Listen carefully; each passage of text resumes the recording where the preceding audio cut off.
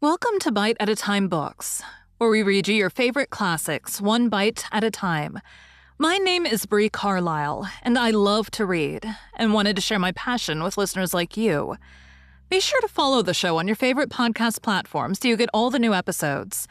Or you can follow the show on YouTube, where we have playlists for all the stories. You can find us on all the social medias at Bite at a Time Books, or on our website, biteatatimebooks.com, where you can also sign up for our newsletter for more information on what we're reading and what's coming next for the podcasts. We're part of the Bite at a Time Books Productions Network.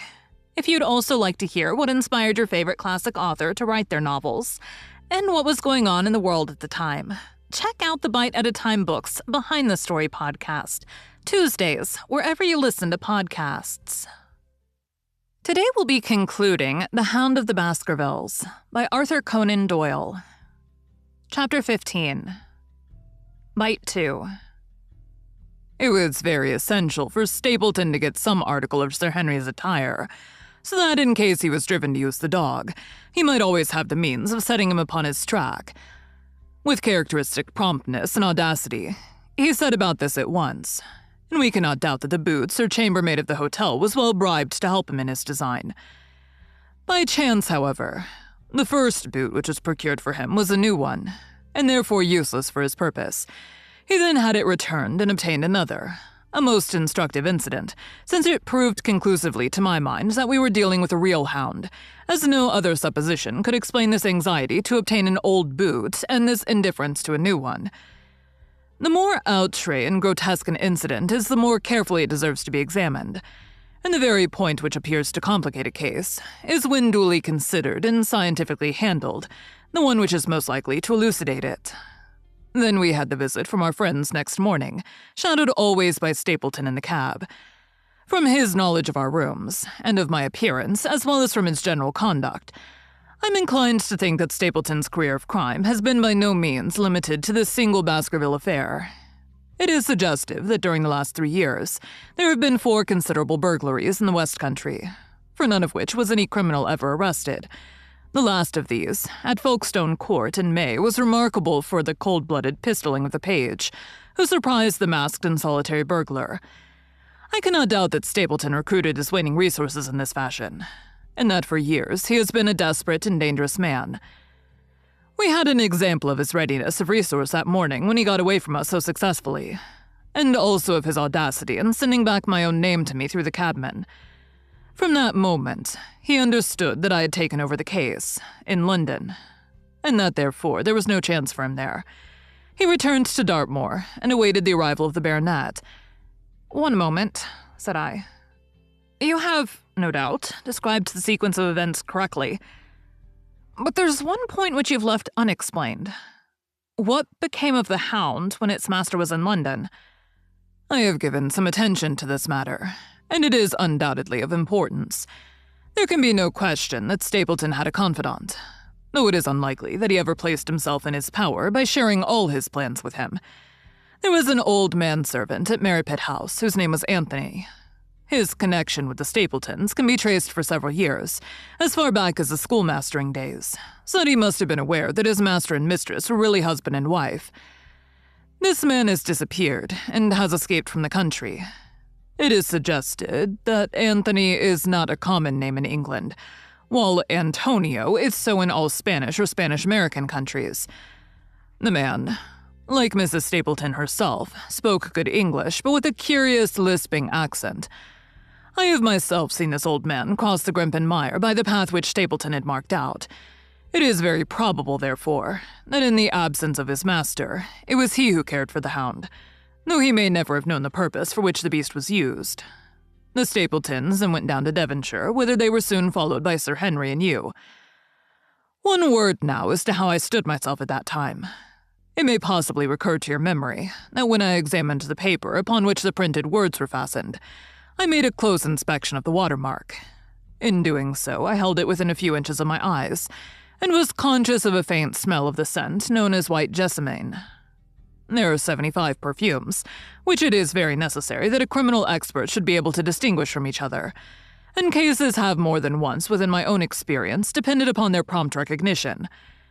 The scent suggested the presence of a lady, and already my thoughts began to turn towards the Stapletons.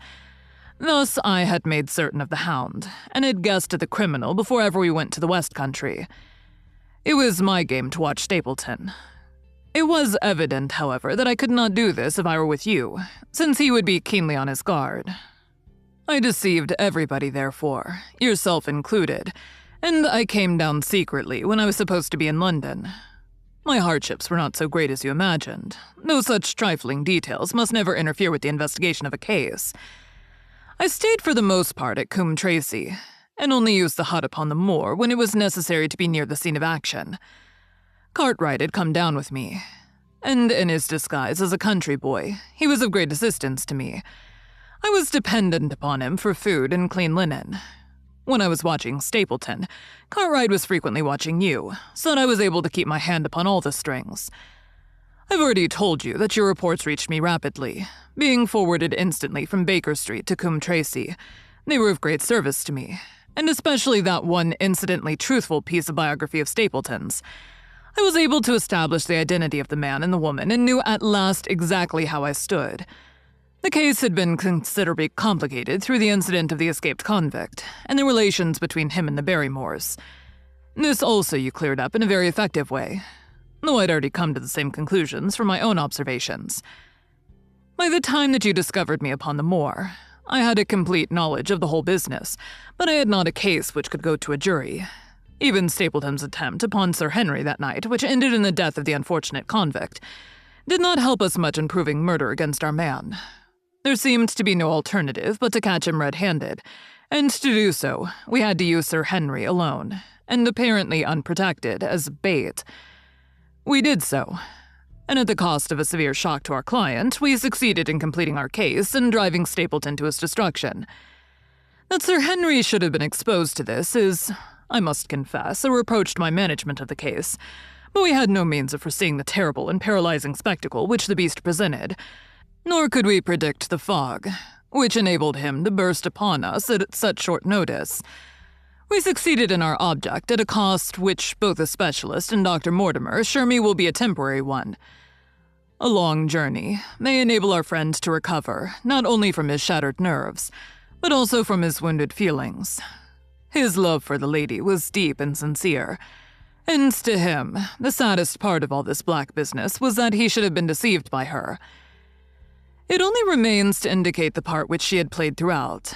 There can be no doubt that Stapleton exercised an influence over her, which may have been love or may have been fear, or very possibly both, since they are by no means incompatible emotions. It was, at least, absolutely effective. At his command, she consented to pass as his sister, though he found the limits of his power over her when he endeavored to make her the direct accessory to murder. She was ready to warn Sir Henry so far as she could without implicating her husband, and again she tried to do so. Stapleton himself seems to have been capable of jealousy, and when he saw the baronet paying court to the lady, even though it was part of his own plan, still he could not help interrupting with a passionate outburst which revealed the fiery soul which his self-contained manner so cleverly concealed. By encouraging the intimacy, he made it certain that Sir Henry would frequently come to Merripit House, and that he would sooner or later get the opportunity which he desired. On the day of the crisis, however, his wife turned suddenly against him. She had learned something of the death of the convict, and she knew that the Hound was being kept in the outhouse on the evening that Sir Henry was coming to dinner. She taxed her husband with his intended crime, and a furious scene followed in which he showed her for the first time that she had a rival in his love. Her fidelity turned in an instant to bitter hatred, and he saw that she would betray him. He tied her up, therefore, that she might have no chance of warning Sir Henry, and he hoped, no doubt, that when the whole countryside put down the baronet's death to the curse of his family, as they certainly would do, he could win his wife back to accept an accomplished fact, and to keep silent upon what she knew. In this I fancy that in any case he made a miscalculation, and that if we had not been there, his doom would nonetheless have been sealed. A woman of Spanish blood does not condone such an injury so lightly. And now, my dear Watson, without referring to my notes, I cannot give you a more detailed account of this curious case. I do not know that anything essential has been left unexplained. he could not hope to frighten Sir Henry to death as he had done the old uncle with his bogey hound. The beast was savage and half-starved. If its appearance did not frighten its victim to death, at least it would paralyze the resistance which might be offered. No doubt. There only remains one difficulty. If Stapleton came into the succession, how could he explain the fact that he, the heir, had been living unannounced under another name so close to the property? How could he claim it without causing suspicion and inquiry?